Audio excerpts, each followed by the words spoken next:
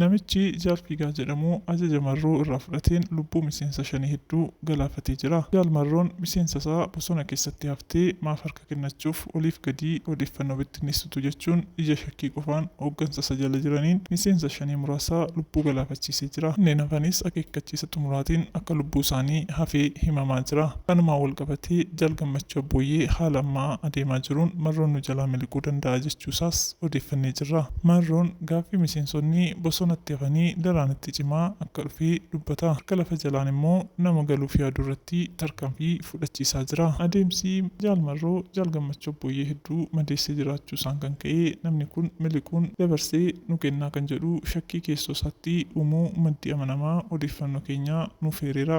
Egereen garee kanaa badiisa ta'us Jaal Gammachuu Abbooyyee ifoomsee jira. Ilaalchi gandummaa karaa Marroo uumamee miseensa keenyaa nu harkatti laafisee jira jechuunis Jaal Gammachuu Abbooyyee dubbateera. Haala garichaa ilaalchisee walgahii dhokataan hooggantoonni Jaal Gammachuu jala jiran taasisan Marroo rifaasisee jirasi. Haala garichaa ilaalchisee walgahii dhokataa hooggantoonni Jaal Gammachuu jala jiran taasisan Marroo hedduu rifaasisee jira. Walgahii sana irratti Marroon shira zoonii giddugalaa irratti taasisus dubbatameera. Kun immoo diigumsa garichaa saffisaa jiraachuu beekamee jira. Walmuffii Marroof Jaal Gammachuu miseensicha irratti dhiibbaa jabaa taasisus garichi ariitiin diigamaa jiraachuu maddi oduu keenyaas ifoomseera. Egaa kabajamtootaa fi dhaggeeffattoota miidiyaa Kiilolee qophii keenya har'aa asumaan goolabnaa. Odeeffannoo wayitawaa argachuuf laayik, sheer, sabskiraayib gochuu hin dagatinaa. Galatooma.